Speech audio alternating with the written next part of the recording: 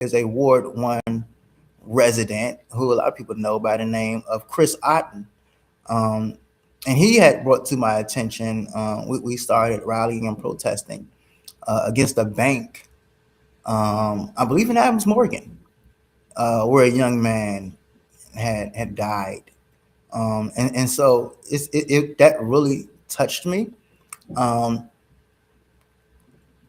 and I really do appreciate your heart. There are a lot of people who walk by unhoused, malnutrition, uh, food starved people and don't even give a thought, but they just keep on going with their lives.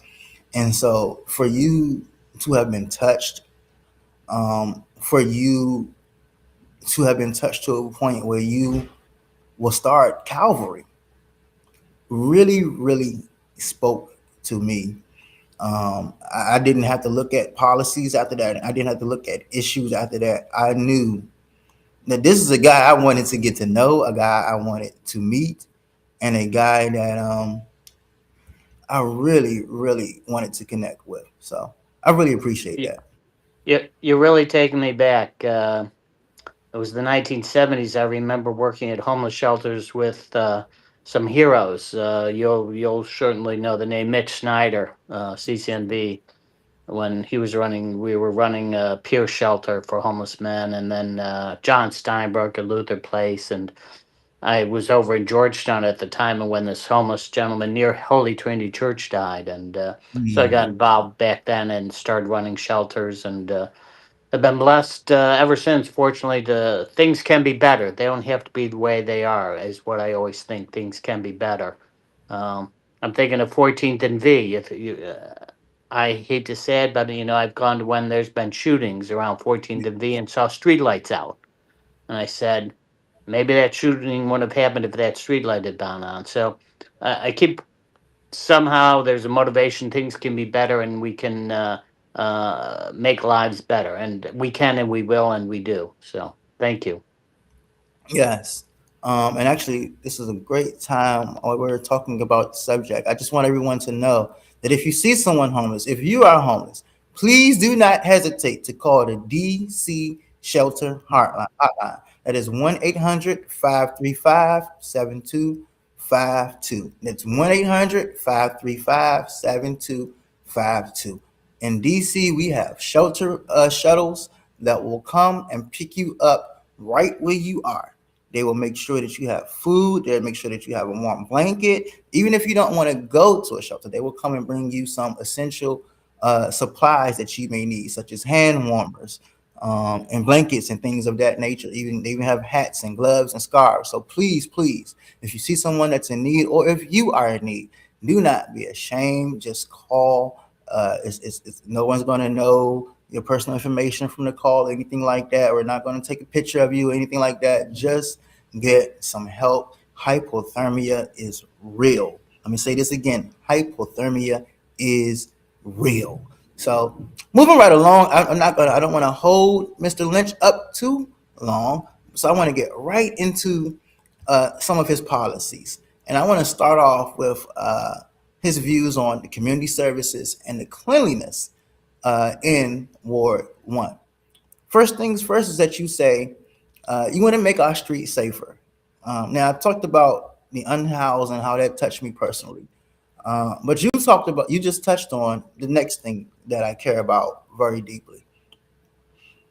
Growing up, and sometimes even now, I can admit, 14th and V Street is where basically my family and friends are. It's where we have hung out for years. I mean, there are a couple of benches right there in front of the Reeves Center. We would go sit down, hang around there on the actual corner of 14th and V.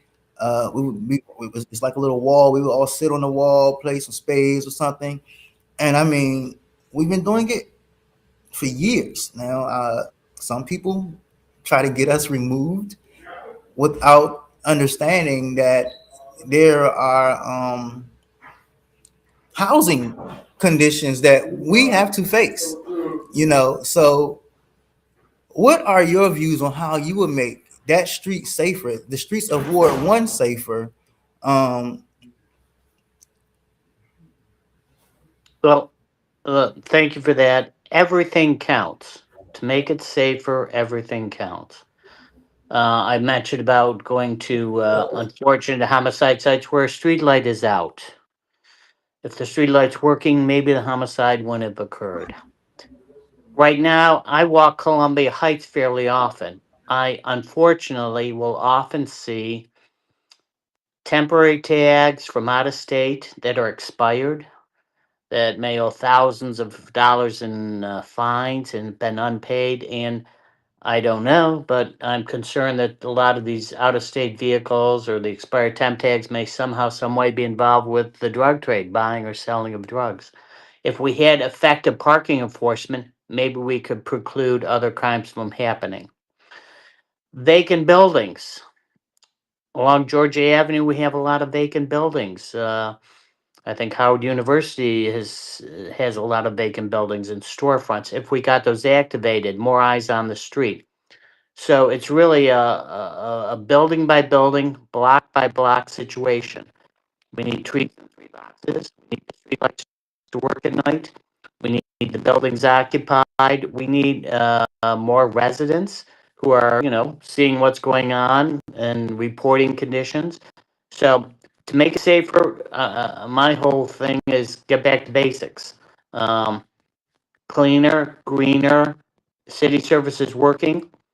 Uh, I don't want to see police sitting in SUVs looking at their phone. I'd rather them walking the beat, talking to people, talking to residents, store owners, knowing the corners. So, in my opinion, everything counts to try and make things safer. And so, community working together, I think we can make it safer. Well, we've gotten away from a lot of the things that I think used to keep us safer when you were younger and others were younger, and we've let things go. So we can do better, and we will.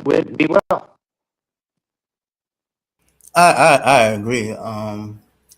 There's a huge problem with. I mean, at this point, streetlights should simply be.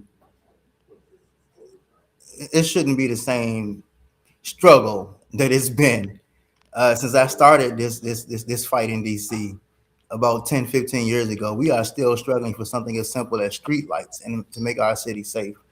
Um, so that's something that definitely stands out to me.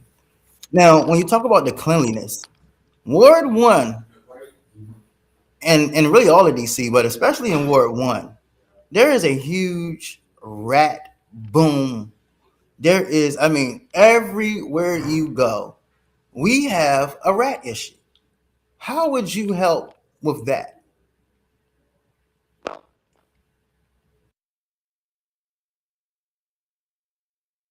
Not know the war. The very first thing is we've got to close the bank that they got, which is you go in most alleys in Ward One, most residents, you will find broken trash and recycling cans. It's a food bonanza up and down Ward One, behind homes, behind restaurants. We need to replace garbage cans. We've got to have them secured. We have better. There's better designed garbage cans, recycling cans now that can preclude the rats to the degree that they've been using it. People need to put out their trash shorter periods of time. You can't leave it out 2 or 3 days prior to pickup because then the rats are looking to feed on it. So there's also a number of uh, you can only kill so many rats. What you have to do, we have to do birth control. There's birth control methods we can reduce the rat population. So I would say the immediate basics are replace the garbage and recycling bins, many of which are broken, which are the food source. Second, reduce the amount of time that the trash is available to be fed upon by the rats. And then let's work together when there's a rat problem identified. You have to include the neighbors in the response. It can't just be that one location. So working together, as I say, and making sure basic city services are in place, i.e., I think my garbage can's a dozen years old. And the ones up and down my alley haven't been replaced since I think Mayor Gray was in office. So again, it's not rocket science. It's the basics. We can't have. I walk 14th Street. I walk Mount Pleasant. I walk Columbia Heights. I'm seeing overflowing trash bins by the sidewalks. So a lot of the trash bins need to be picked up regularly. The litter bins. So everything from replacing the garbage and recycling bins to making sure the litter bins are picked up more regularly, reducing the amount of time the waste is in the alleys to be picked up. These are the basics that we can do to hopefully. I don't know anybody who doesn't have a rat story. I crisscross the word. Oh yeah, the rats got to the wires in my car. Oh yeah, the rats are in my garden. So everybody has a rat story. Yes, indeed. Yes, we do. Yes, indeed. And I think that the trash cans and recycle bins are definitely key. I have gone, when you travel across the country to other cities and states, you see the types of trash cans that they use, and it just seems common sense that we should start using, or should I say, upgrading our trash cans that are safer and a little bit more sanitary. Absolutely, they could be much more secure. My alley, I live in Mount Pleasant. My neighbors on both sides, unfortunately, have a rat problem. And to actually fix the rat problem from both my neighbors is we've got to fix the garbage cans up and down the alley. It's not just my neighbor's site. I've got to get the cans fixed and lidded and secure so that it's not a Sunday brunch every day for the rats, which it is right now. Why Yeah, haven't we had the cans replaced under the current council? They've not been replaced under the current council. We've fallen behind from where we were from the Jim Graham days. For those who might remember those days, I think we've fallen way behind, and we've got to catch up. So the first 6 months in office, it's a catch-up game. We've got to get back. We've got to claw our way back to where we were, and then we're going to improve. totally agree. Now, this next issue is big for me, but before we discuss it, I'm going to show a brief clip. Bike lanes in D.C. seem to be causing a divide. They were installed in the busy Adams Morgan neighborhood, but some say safety is still a big concern. 7 News' Carl Willis caught some of the issues on camera, all new at 11. Adams Morgan's recently installed bike lanes aim to keep things rolling and improve safety by removing vehicle traffic lanes. But for some, it appears drivers and moped operators are taking more risks along Columbia Road. 7 News spotted drivers, including bus drivers, swerving into oncoming traffic to get around cars stopped in the road for deliveries and ride shares. Double parking, delivery trucks are parked in the middle of the street. We talked to Justin Sharma just moments after he had to stop in a crosswalk with his baby stroller after a driver rolled through a stop sign. Pedestrians, little kids in the crosswalk, and that kind of thing is increasing in frequency. But some supporters of the bike lanes like Ken Nisbet say blame the risk-taking drivers, not the system that allows him to cycle safely. It's incumbent on all of us to be safe and actually treat each other with respect and not do stuff like that. It's not just a safety issue that has riled opponents of these new lanes. Sean Finty says businesses like his have lost 50% of parking. If you can put it in, you can tear it out. Reverse it. Yeah. Tuesday night, he and his neighbors made sure that the DOT and his council member heard their concerns in a meeting for the Kalorama Citizens Association. Well, what I would like to do is for them to acknowledge that this has been a tremendous mistake and for them to pull it out. That has happened in other cities. There's always going to be a period where people need a little bit more time to get used to it, and I hope that eventually people do. And there's also talk about having designated drop-off and pickup zones here. While that is welcome to some, opponents tell me they will continue to work to have these bike lanes removed. In Adams Morgan, Carl Willis. So, yes, bike lanes are very, very sensitive subject for me, Sir Lynch. And Um, quite honestly, I support the bike lanes heavily. Um, I'm a advocate for bike lanes. And I think that the city, quite frankly, still don't have enough, especially when you talked about connectability east of the river and in Ward 7 and 8 to the rest of the city. Um, will you support adding bike lanes? Will you support? I do. I support. Look, I bike, I walk, I drive. People have those choices, and we want to make sure everyone is safe when they're doing that. My biggest concerns are, I think, with bike lanes, it's we have engineering, we have education, and enforcement to make it safe on all three fronts. But what's not happening is the enforcement side, both for drivers and for electrified bikes and scooters. When I'm walking, I can tell how often I'm crossing a crosswalk and somebody on an electrified bike or scooter keeps going anyway, even though they're supposed to give way to the pedestrian, for example. Um, we had last week two very unfortunate pedestrian deaths, or the officer and the pedestrian on 16th Street. And I believe both of those were primarily owing to dangerous drivers. I think anybody who goes on the streets of DC knows we have some very dangerous drivers who should not be driving. We have thousands of unpaid tickets, lots of citations, and I think we're at most at risk from not everyone, but there's a small handful of folks who are should not be driving, whether it's scooters, whether it's cars. Those are the real problem. Not, I don't think bike lanes per se are a problem.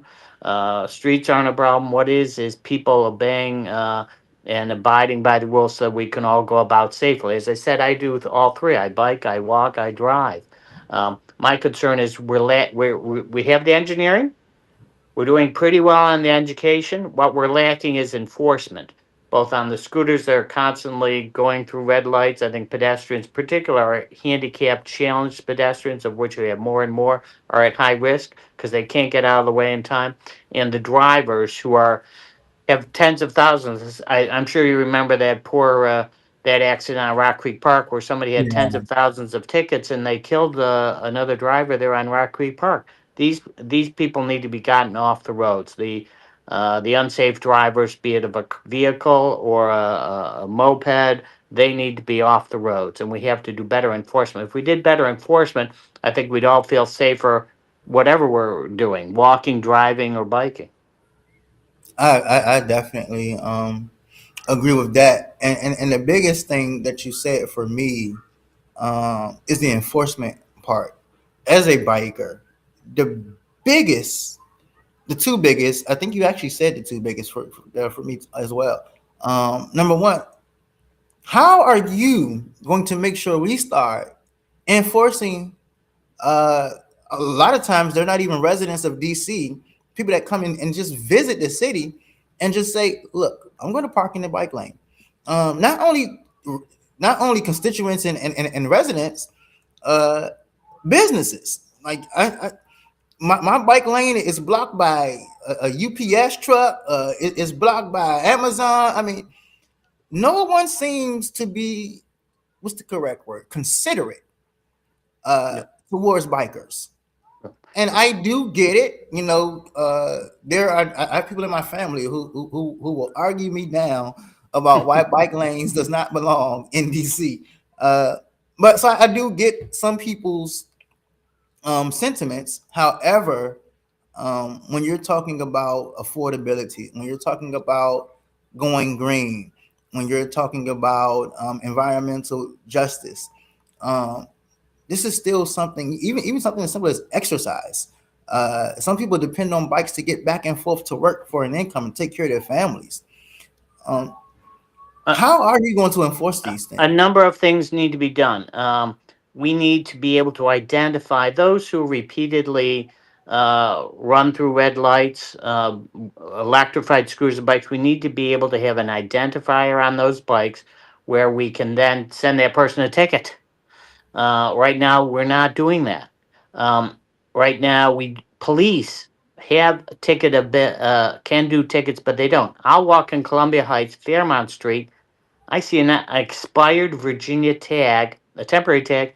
It had, I think, over 90 tickets outstanding on it, and Hmm. tens of thousands of dollars of that should be towed. Cars like that, once you've got more than a couple tickets, they can be towed, but we're not doing that.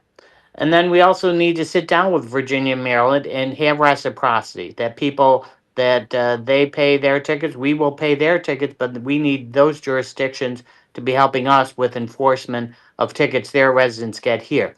Way too often, they're allowed to pile up tickets, and they become, I'm going to say, a lot of the ones I've seen, a lot of the expired tags or whatever, they have numerous speeding violations, numerous Hmm. tickets or unpaid or speeding, which puts us all at risk, whether you're a driver, a bicyclist, a pedestrian. So I think a key is getting the police to do a better job of enforcement, getting DPW to start towing the ones without significant outstanding tickets, and working with Maryland and Virginia for compliance with our parking laws. So we working together again, all agency. Yes, I understand who likes to walk certain blocks and issue tickets and or tow cars that are scofflaws, but that's what we need to do. We need to get to the nitty gritty, and we need to get the dangerous drivers off the streets, and then we'll all be a lot safer. Well, one thing about it, we talked about enforcement a lot just now, and we also touched on earlier making our streets safer. Um, what plays a huge role is our law enforcement agency. Recently, our DC police chief and fellow woman of the gospel, uh, Chief Smith, um, just resigned. We all know about the homicide data manipulation allegations. As a council member, what would you want to see, first of all, in a new police chief? We know we have an interim right now, but would you like to see in a new permanent police chief? And also, um, what needs to be done? What legislation can be passed to make sure that our chief and our officers are accountable? Number one, and that they aren't manipulating any data, if Yeah. this is true. Two things. First, a new chief. I think it's very important that they know DC, that they come from DC, that DC knows them. DC is a small town. Everybody knows everybody. Yes. Kathy Lanier, Diane Grooms. Everybody knew Kathy Lanier and Diane Grooms. They go to the block festivals. They go to the community events. It's a small town. I need a chief who is on the ground in the community, in the neighborhoods where the people know the chief, respect the chief, appreciate the chief, and then wants to work together as the chief wants to work together with the community. So the key is finding the right personality who already knows DC, the streets of DC and the neighborhoods. Secondly, we can pass all the legislation we want. Doesn't mean they'll cooperate and be straightforward. The new chief has to Mm. lay that down from the beginning. We can pass all the laws we want. Doesn't mean they'll comply with them. Look, we have all the laws in place right now that I don't think our president is complying with. Um, so the fact of the matter is, we've got to have a mentality and a training that says this is how things are done. These things are wrong. We want the truth, whatever the truth is. I don't want them scurrying. Facts lie. I don't want the facts to be shifted this way or that. Just the truth, whatever it is. We can bring down the homicide rate through the right practices and right means. We don't bring it down by faking what the results are. We only really bring it down by doing the kind of work that makes the street safer. And another thing, that I want to highlight is that I know as a city, we talked about and we have held that crime has went down. Specifically in Ward 1, it appears there's been a year-over-year rise in incidents. Maybe not as violent, um, mostly uh, property crimes like theft and burglary. What, in your opinion, needs to be done other than as far as we know about the violent crimes, we know that you're talking about the lighting. We need better police presence, or should I say, a more efficient police presence. When it comes to property crimes like theft, carjacking, burglary, do you think this is a just a poverty based issue, or do you think there I, are other things that can be done? I think we can reduce the crimes, these crimes you're talking about, with a very effective public education campaign. People know to do certain things, but then they don't. I can't tell you how often I will see some younger person, they're looking at their cell phone as they're walking down the streets in the Yeah, night and the evening. They're not paying attention to the around. They should be, they know they should, but they're not. I can't right. tell you how often I see a Maryland delivery driver, a Virginia delivery driver. Oh, I'm just going to be a minute. Their car is running when they're dropping off the whatever they're dropping off. People know to lock their back door, but I can't tell you how many times a neighbor have told me, "Oh, it was my fault. I forgot to lock the back door last night." People go down the alley, they check the door. Sure enough, somebody's left their back door unlocked. Yeah. Half of our crimes, I think, are crimes of opportunity, and we know better. We know to lock our doors at night. We know to don't leave the car running.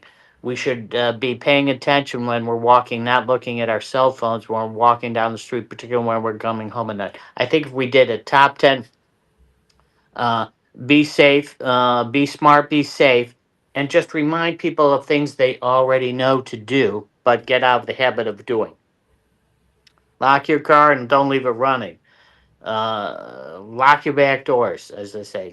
Turn on your porch lights, and have motion sensor lights, things like that. If we could do common sense activities, I think we would reduce a lot of the crimes of opportunity that are occurring, both car theft and house thefts.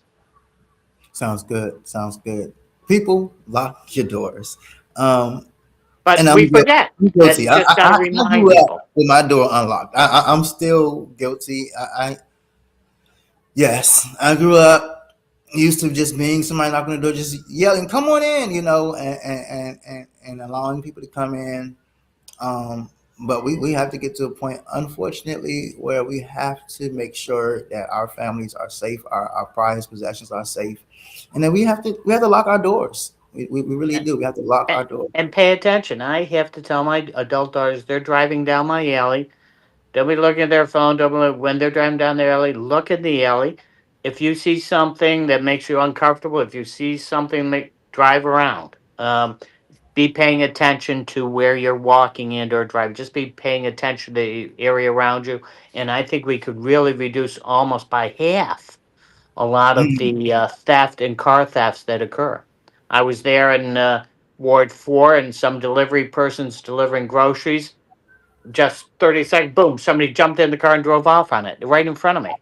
Um, so it only takes seconds to happen. So that's why we have to, just be in the habit of smart habits. Be in the habit of smart habits. That's what I say.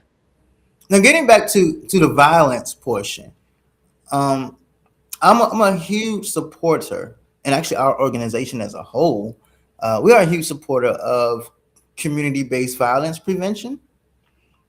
And violence prevention, at least our programs under the mayor have been kind of getting, under some scrutiny. Some say it's effective, some say it's been ineffective, some say it's not managed well, some say the attorney general has a better uh, program for violence prevention. How would you balance law enforcement resources with community-based violence prevention?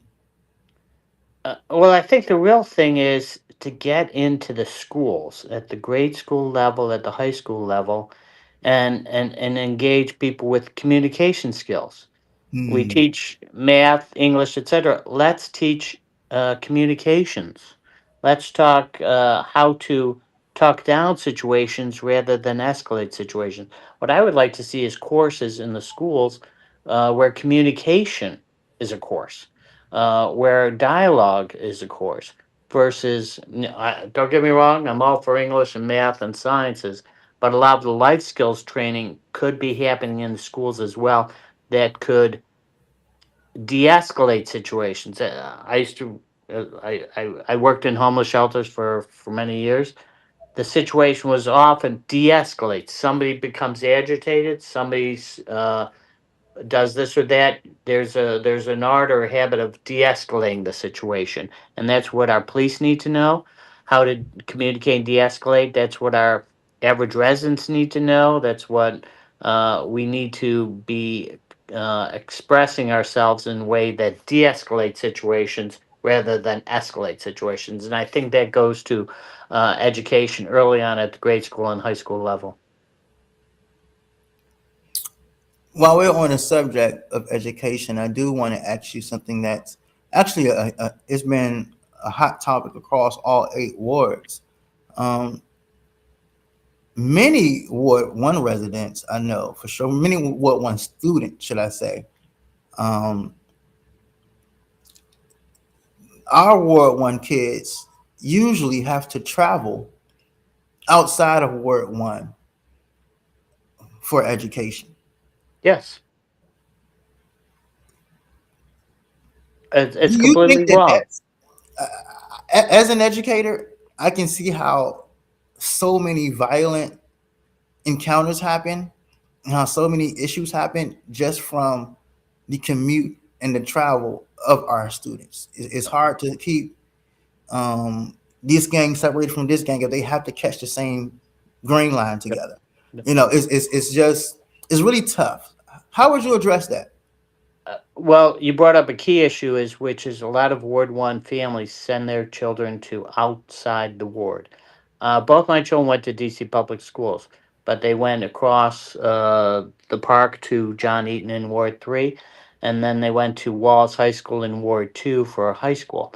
We need an Alice Steele middle school in Ward One. We don't really have that. We have the Columbia Heights Education Campus is good, but so many families end up sending the kids over to Alice Steele over in Ward 3. And then for high school, they send them over to Reed Jackson, which had Ben Wilson. A lot of our Ward 1 families, I need a Reed Jackson level high school in Ward 1. I need an Alice Steele level middle school in Ward 1 where people are walking to their classes and walking home. We can improve our schools. We've got good schools, but they can be a lot better. We need to improve them and give our resources. Maria Takeva at Columbia Heights about, I need to give her the resources where parents who are living on Mount Pleasant side of on Mount Pleasant Adams Morgan side. Yes, we want to send our kids to Cardozo. That's not happening. We should be sending our kids to Cardozo and Belt, and that's not happening. There's a real bifurcation in the school system, and that should not be happening. We've changed it around to Mount Pleasant for the grade school Bancroft. We finally have families have bought into Bancroft. We've got black, Hispanic, white families, families that live in the neighborhood. They used to send their kids out of school to Sheridan, um, to Georgetown. They used to send, but now that's not happened. They have bought in at Bancroft. We can do that with our middle schools and high schools. We've got to do that. We've got to repeat what we succeeded with at Bancroft. We've got to succeed with that at our middle school and high schools in Ward 1, where families can attend those schools in the ward. That's not happening right now. Yes, and it would just alleviate so many issues, in my Yep. opinion. Just that It would. one fix would just change so much, so much. Cardozo should be a jewel that all our families in Ward 1 want to go to Cardozo. That's not the case. We can turn it around. Yes, and I encourage our listeners to check out if you haven't had a chance to look up the history, especially in Ward 1, of the high schools in Ward 1. Really check them out.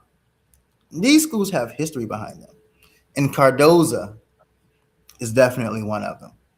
It's definitely one of them. We have about 15 minutes left, and there are a few more things that I wanted to talk to you about that stuck out to me. add desperately needed housing for all. We kind of touched on it with the safety. We kind of touched on it with the Adams Morgan. Um, we had a few. We talked about a few unhoused people that passed away, unfortunately. Um, in Ward One, as many know, I lived there. But when I branched out from Granddad, I had to move to Ward 7. I could not afford to live in Ward 1. And Ward 1 actually has co ops where I thought that I would definitely be able to get in, and still couldn't find stable housing. What would you do to improve housing in Ward 1? Again, it's not rocket science here. What we've got in Ward 1 is we have a plethora of vacant buildings. You go Mhm. to Georgia Avenue in Kenyon, for example, there's been a market there right at the corner there, Georgia Kenyon, that's been closed for, I don't know, 20 years. That needs to be redeveloped for mixed use housing and retail. We have an apartment building in the heart of Adams Morgan, a 20 unit apartment building that's vacant for decades. That needs to be gotten back on the market. I am committed to seeing, and I definitely believe we can, given the large vacancies we have.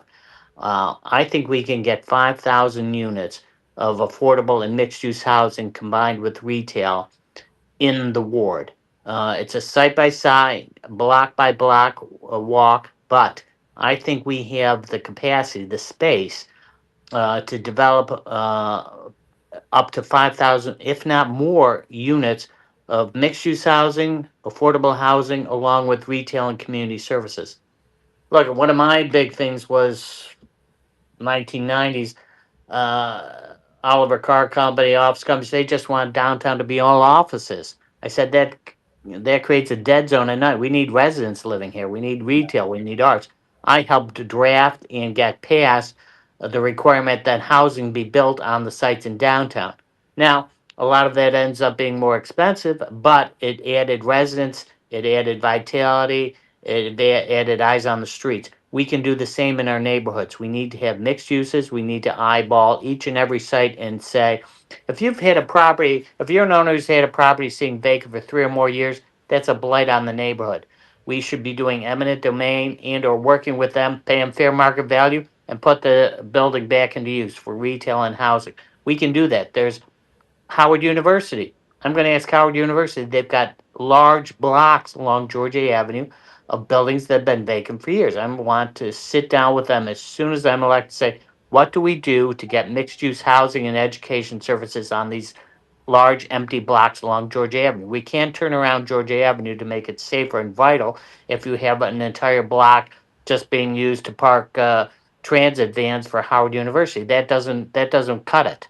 So I want to bring in the stakeholders, whether it's the owners of these large vacant properties, whether it be the university, whether it be small family homes that have sat vacant. I have townhouses, one on Irving Street, that's been vacant for over 20 years, single townhouses. I think most everybody knows a house on their block that's been vacant. So I want to go really after the properties that have been vacant for 3 or more years and turn that around to where the city is engaged with those owners and seeing that those units get back into use and or we develop mixed use housing on larger sites that are vacant. And we can. Um, Downtown, what we've achieved downtown, we can achieve in our neighborhoods and make it affordable. so that's kind of like plans for affordable housing production and I guess preservation. Are you willing? Are you willing to go as far as zoning reforms to keep longtime residents from being priced out? Absolutely. We need to have strong and effective rent control. Somebody has been living, has been a good tenant, good resident. They shouldn't be saddled with the exorbitant rent increases. That's wrong.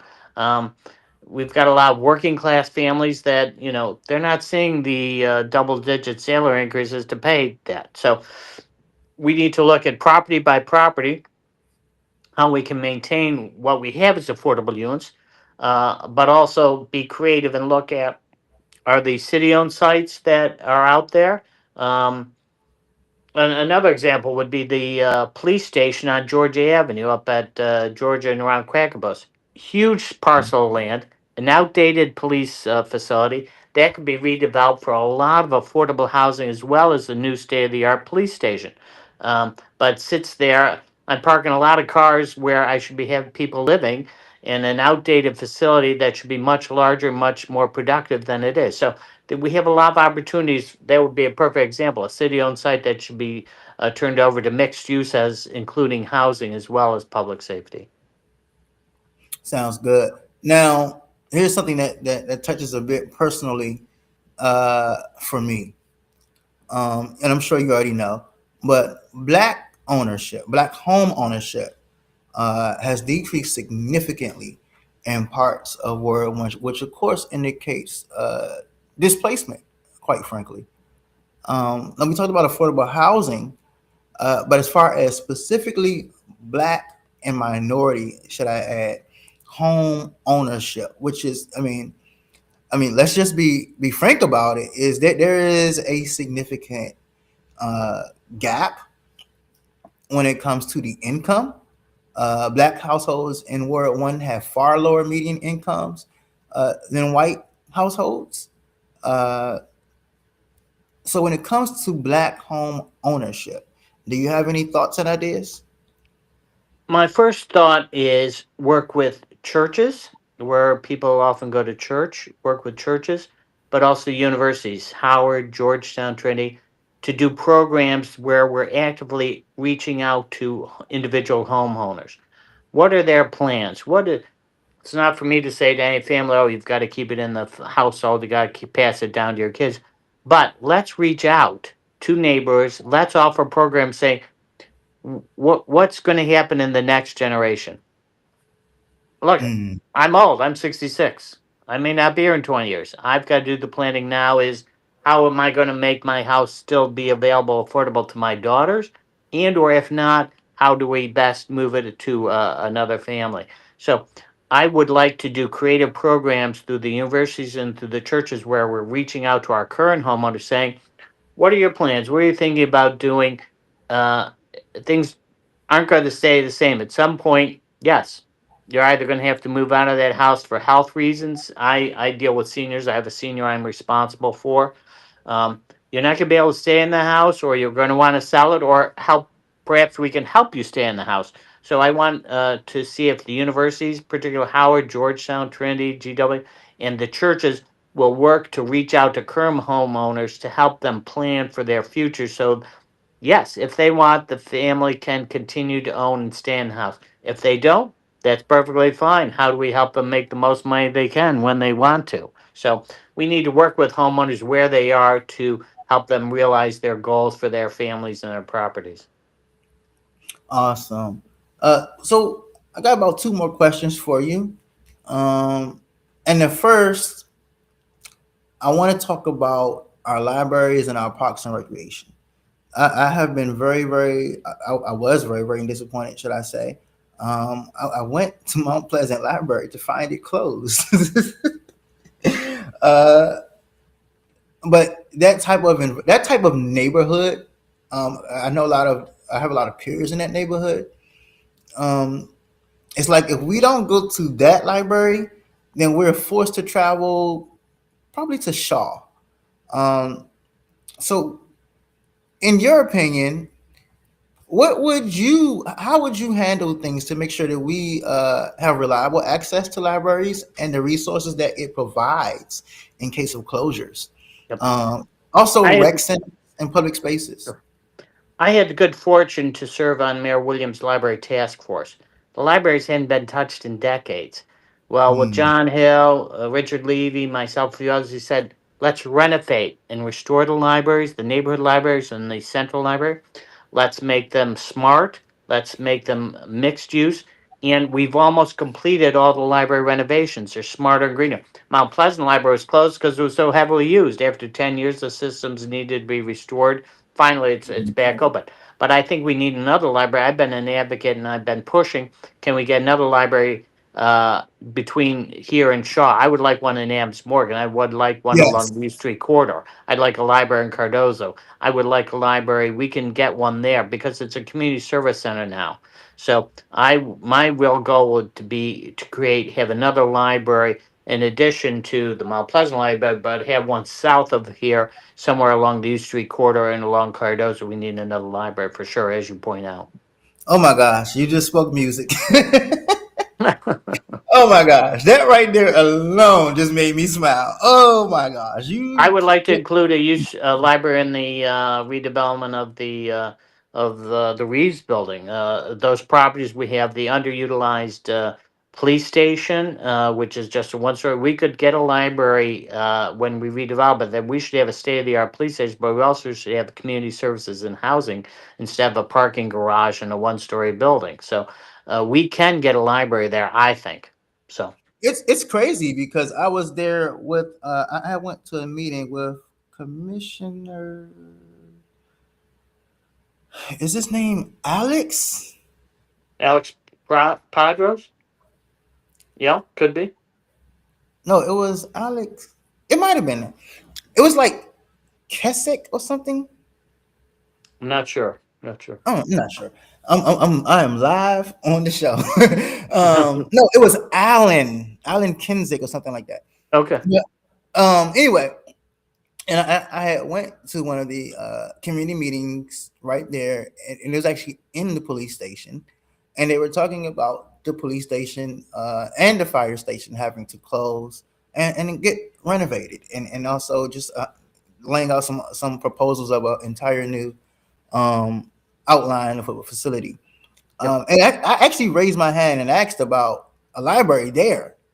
And a lot of people agree. So I mean, there is such an energy and Absolutely. for it. Absolutely. That is an outdated building built, who knows, late 50s, 60s. It's, frankly, I think it's a piece of junk at this point. It's not efficient. It's not smart. It's not green. It's mostly dedicated to parking. So let's take it down. Let's get a vibrant mixed use building in there, inclusive of community service, such as a library, such as a hardware store, as well as housing, as well as a police services station. So uh, we can do far better than we've been doing. That's for sure. And the last thing I wanted to touch on, as I said, that, speaking of Mount Pleasant, there's actually a park directly across the street that I like.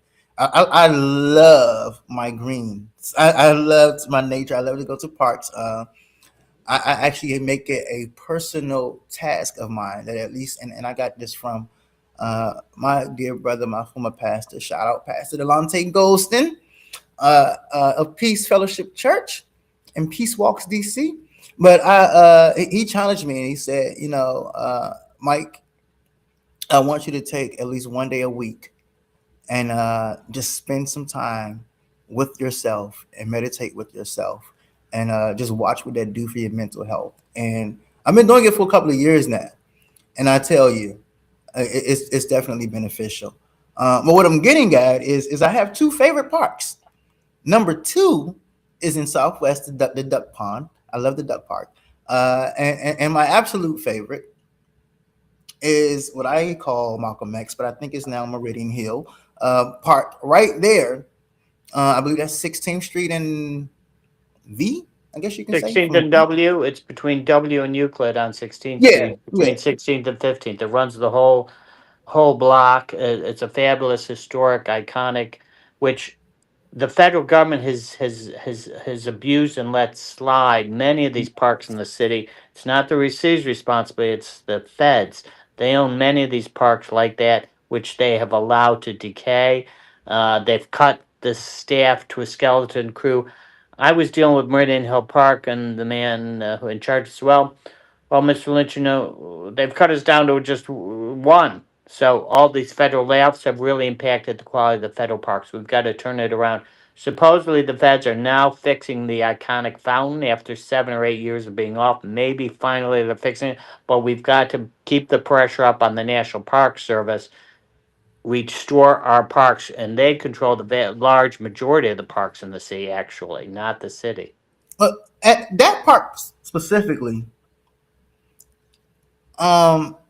if you go, it's like a tale of two cities. If you go upstairs, if you go all the way up to the top of the park, it's pretty flat. You can pretty see. The grass is nice.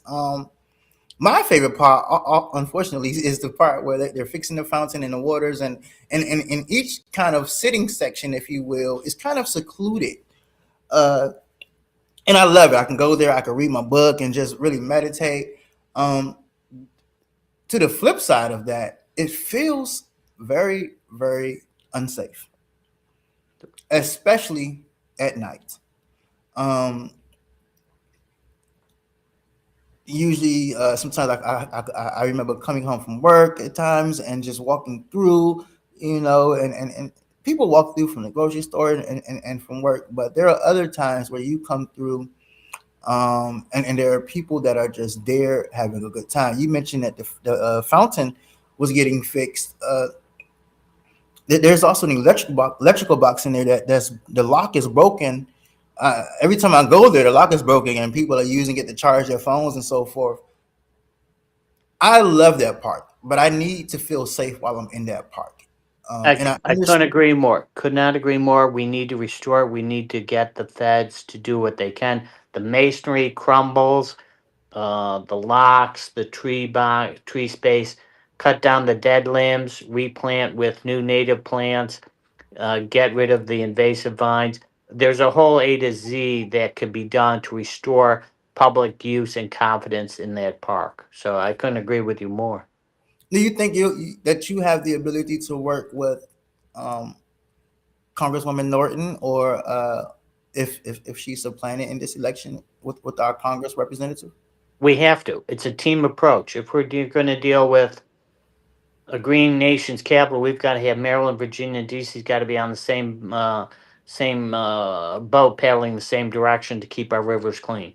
We've got to be on the same boat with the feds if we're going to maintain all these federal parks and facilities, all these federal buildings. The FBI building, it's crumbling. We need to get it replaced. We need to work with our federal partners. We need to work with our state partners. We need to be working together if we're going to really have lasting fixes. We talked about the driving safety. If we can't get Maryland and Virginia to help us, it's going to be hard to get some of the dangerous drivers off the road who are a danger to everyone. So it's a team effort. It takes a team to win. That's what it takes. Not Yes, one player can carry the Commanders. It's got to be a team from the owner on down, right to the everyone throughout that franchise. It's a team effort to win. agreed. Agreed. Are there any final thoughts? Anything you want to let the listeners know? And also, how can we reach you if we wanted to support you? How can we reach out to you? Go to my website, www.terrylynch4dc. I'm easy to find, easy to reach. We're here to get done. Uh, I think I have a reputation. I get it done. I'll work with people to fix problems. The rats are winning. We can turn that around. I will not accept deaths of young men on U Street and Georgia Avenue as business as usual. I don't accept that. I don't accept having schools that aren't first class. We can do better, and we will do better. I can't thank you enough for having me. Thank you. I can't thank you enough for coming, and I would definitely hope that soon we can get together in person, whether it's a cup of coffee or tea or something, and really talk. I definitely would love to pick your brain a little further about your efforts with Calvary. It's just amazing work that you have done, my brother. And I am extremely honored to be able to say that Mr. Terry Lynch was a guest on the Okay. People's Voice, DC. Oh, the honor was mine, and you remind me of one of my favorite songs, "Is Soon and Very Soon." So, soon and very soon, we will make it happen. Thank you, brother. Thank you. And you're always welcome to come back. But I guess we'll look forward to having you come back as our next council member for Ward 1. We're working towards that, and the people make their choice, and I'm glad to be here. Thank you for having me. Thank you. So that's going to wrap up our episode of the People's Voice, DC. As you guys saw, we had a guest, Terry Lynch, who's a candidate for Ward 1. Please go and visit his website, terrylynchfordc.com, and understand that in this city, this is a very, very pivotal and crucial election. We are potentially electing a new mayor. Well, we're definitely electing a new mayor, and 3 new council members will be sitting at the table. A lot of us have complained about where our city is heading or where our city has been, and at the People's Voice, we encourage you to stop complaining and raise your voice. And raising your voice also means making sure that you get out to vote. If y'all don't know, we at the People's Voice, at Rising Voices of Politics, our parent company, we believe that everyone deserves a fair shot. So as you see various candidates coming onto our show and our platform, no, we don't endorse candidates. Me personally, as a man of the cloth, I don't endorse candidates. But I do want to highlight some of the things that they do, some of the things that they stand for, and the purpose of this show is to make sure constituents' voices are heard, but also that constituents know who they're voting for, that they're educated on who is on the ballot when the time comes. And Ward 1, Terry Lynch is on the ballot. And we believe everyone deserves a fair shot. Petitions will come out at the end of the month. People also need funds raised. So please, if something stood out to you, whether it was bike lanes, whether it was housing, whether it was public safety, please go visit the website and reach out to Mr. Lynch.